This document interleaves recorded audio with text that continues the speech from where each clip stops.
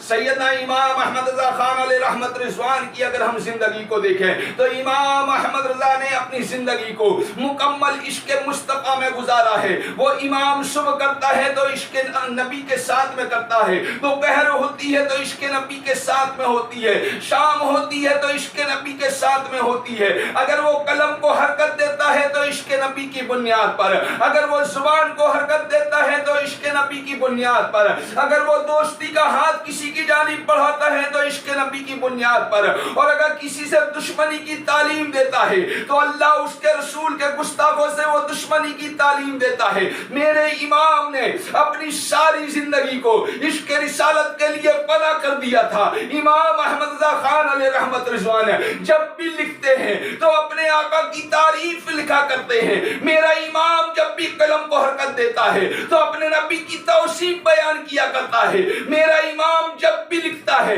تو اپنے آقا کی نعت لکھا کرتا ہے۔ کبھی چہرے والضحیٰ کی تعریف کرتے ہوئے نظر آتا ہے، کبھی زلفے واللیل کی تعریف کرتا ہوا نظر آتا ہے، کبھی ما زاغ البصر آنکھوں کی تعریف کرتا ہوا نظر آتا ہے، کبھی وما ینطق عن الہوی جو آپ کی زبان مقدس کے تعلق سے رب نے بیان کیا ہے اس کی تعریف و توصیف بیان کرتا ہوا نظر آتا ہے۔ کبھی آقا کے تبسم کو بیان کرتا ہے، کبھی آقا کے قدم ناز کو بیان کرتا ہے، کبھی آقا کے دست کرم کو بیان کرتا ہے۔ تو وہ امام احمد رضا خان جنہوں نے اپنی ساری زندگی کو اپنے نبی کے عشق میں فنا کر دیا ہے اور نبی کی تعریف و توصیف میں اپنی ساری زندگی کو امام احمد رضا نے وقف کر دیا ہے، وہ سیدنا سرکار اعلیٰ حضرت عظیم البرکت کی جب شاعری کی شہرت ملک ہند و بیرون ہند تک کے پہنچی ہے تو نان پارا کے نواب کے کانوں تک بھی سیدنا سرکار اعلیٰ حضرت عظیم البرکت کی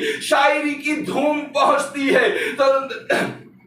نان پارا کے نواب کے دل میں یہ خیال پیدا ہوتا ہے کہ شاید امام محمد رضا اگر میری شان میں ایک دو قطعات لکھ دیں گے تو میری شان اور دو بالا ہو جائے گی۔ نان پارا کے نواب صاحب حضرت سید آل رسول مولا نبی علیہ رحمت رضوان سے مرید تھے، سیدنا سرکار اعلیٰ حضرت عظیم البرکت بھی حضرت آل رسول سے مرید تھے۔ اللہ اللہ، بظاہر تو نان پارا کے نواب صاحب اعلیٰ حضرت عظیم البرکت کے پیر بھائی تھے، لیکن اس کے باوجود آپ دیکھیے تو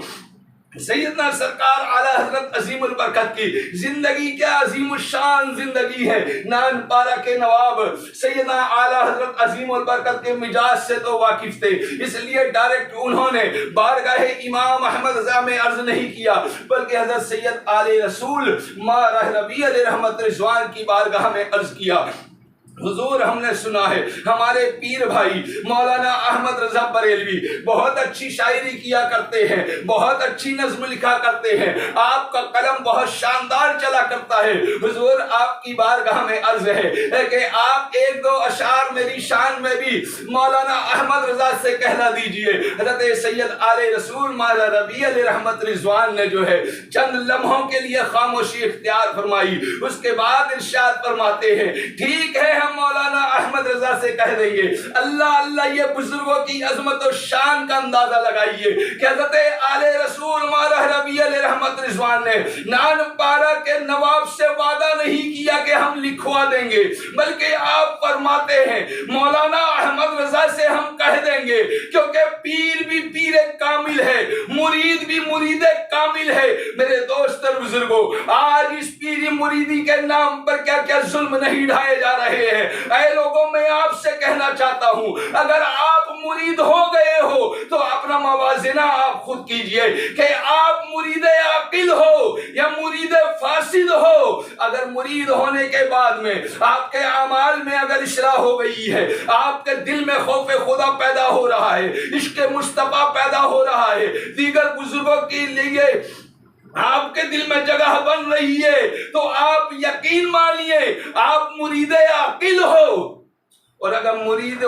ہونے کے بعد میں اگر آپ کے دل میں جو ہے نہ ہی آپ کے دل میں خوف خدا پیدا ہو رہا ہے، نہ ہی آپ کے دل میں عشق مصطفیٰ پیدا ہو رہا ہے، بلکہ دوسرے مشائخ کے اندر آپ نقص تلاش کرنے لگے ہو، دوسرے پیروں کے اندر اگر آپ عیب تلاشنے لگے ہو، تو اے لوگو تم مرید عاقل نہیں بلکہ مرید فاسد ہو۔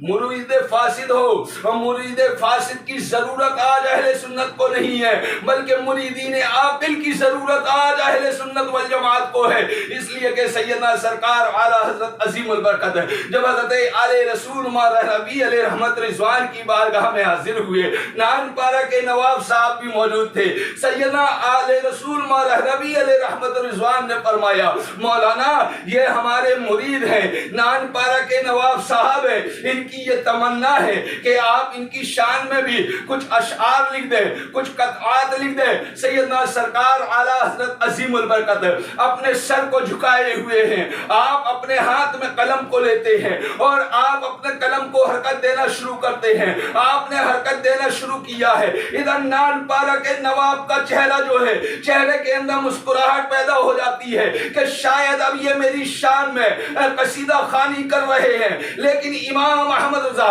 جب اپنی قلم کو حرکت دیتے ہیں تو سیدنا امام احمد رضا خان علیہ رحمت رضوان نان پارہ کے نواب کی شان میں نہیں لکھتے ہیں، بلکہ آپ لکھتے ہیں وہ کمال حسن حضور ہے کہ گمان نقش جہاں نہیں، یہی پھول خار سے دور ہے، یہی شمع ہے کہ دھواں نہیں، کروں مدح اہل دول رضا پڑے اس بلا میں میری بلا، میں گدا ہوں اپنے کریم کا، میرا دین پارہ نہ رہی، اے نان پارہ کے نواب سن لو، میرا دین و ایمان روٹی کا ٹکڑا نہیں ہے، بلکہ میں رسول مختار کا گدا ہوں، میں جب بھی لکھتا ہوں تو آقا کی شان میں ہی لکھا کرتا ہوں۔ تو یہ سیدنا سرکار اعلیٰ حضرت عظیم البرکت کی ذات کریمہ ہے۔